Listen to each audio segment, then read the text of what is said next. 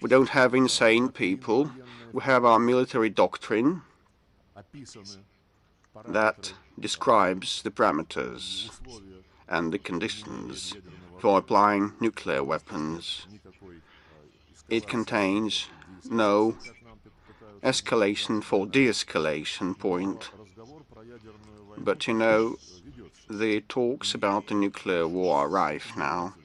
And please, I would ask you to be attentive and to look at the statements made and the characters that made those statements. First, Mr. Stoltenberg, being erratic and hectic in his propaganda, indulging in propaganda and wishing to have a liking from the most radical Western forces, said that NATO may do whatever it like, even if it decides to place and station nuclear weapons on Eastern European territories. But first of all, NATO may not decide where to place and deploy the nuclear weapons. It's the US that has it, not NATO. But the hint was indicative. Afterwards, Mr. Zelensky started saying and stating that we will abandon and jettison the non-nuclear obligations and status and acquire the nuclear arms. And don't forget what Jean-Yves Le Drian, the French foreign minister,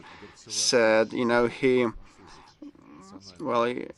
French national symbol is rooster, is the cock, and he said during another round of his interviews with the world, he reminded Mr. Putin that France also possesses the nuclear arms, and afterwards Madame Truss, the not so long ago appointed foreign secretary, said that she is ready for a conflict between NATO and Russia. And mind your president's statements, Mr. Biden's statements, when responding to a question whether there has been any alternative to the sanctions from hell, so-called, he said that the only alternative is the Third World War, and it only can be a nuclear war.